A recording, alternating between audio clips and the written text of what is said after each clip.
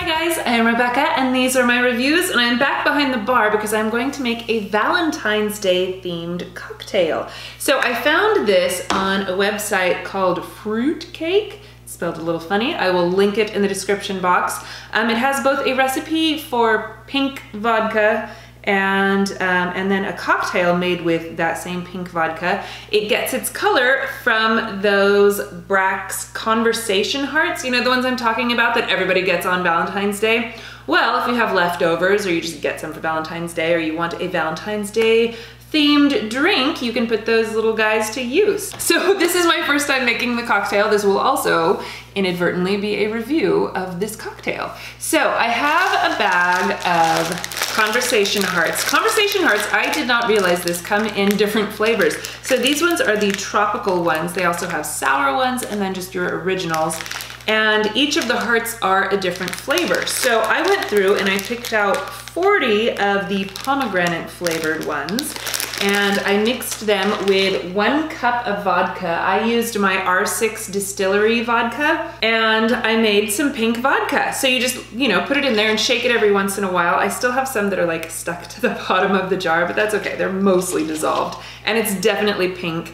I'm really curious to see how this tastes. So I'm actually going to filter this just by, I have this, it's actually meant for wine, but it's basically just a sieve with a little strainer in there just to get all the chunks out. Isn't that cool? I love this thing. It definitely looks a bit thicker.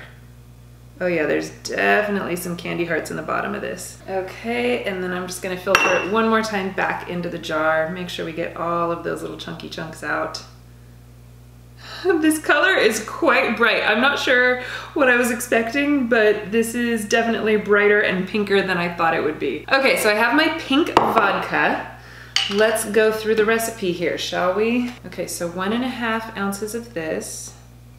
There's 1.5 of the pink vodka. And then 1.5 ounces rose Lillet chilled, or Lillet, I don't know, it's French. It's like a wine aperitif. I actually just want to taste a little bit before I actually pour it in there.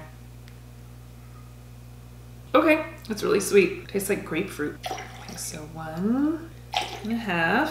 Okay, and then I have this Cosmopolitan Fresh Ring Sugar Rim. And then I'm gonna shake this up. It's so pink. And then to top it off, the recipe calls for champagne, but what I'm actually going to use is this little can of rosé sparkling wine. I got this at Total Wines & More. I've never tried this before either. But I love these little 1 drink cans because that way you don't have to open an entire bottle. Yep, it's good.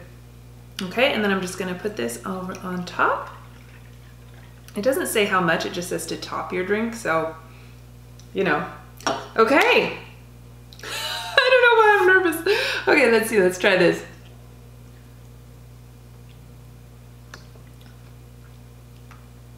That's actually really good. It's definitely sweet and fruity, but it has a little bit of that bitterness, I think, from the Lillet, which has that grapefruit kind of a bittery aperitif sort of a taste. It's actually really good. I'm impressed. I like it, and it's fun and pink and made with those wonderful candy conversation hearts. It is a little bit on the syrupy side. That's its only downfall. I think maybe if I added a little more of the sparkling wine, actually, let's do that. Or even just like a club soda or tonic or something. A fresh slice of lemon would be good too. I am all out of lemons though, so I can't taste it. All right, well, thank you guys so much for watching. I will leave the recipe and links and all of that good stuff in the description box if you want to try any of this out. And if you do try it out, definitely let me know. All right, thank you guys so much for watching, and I will see you in my next video. Bye.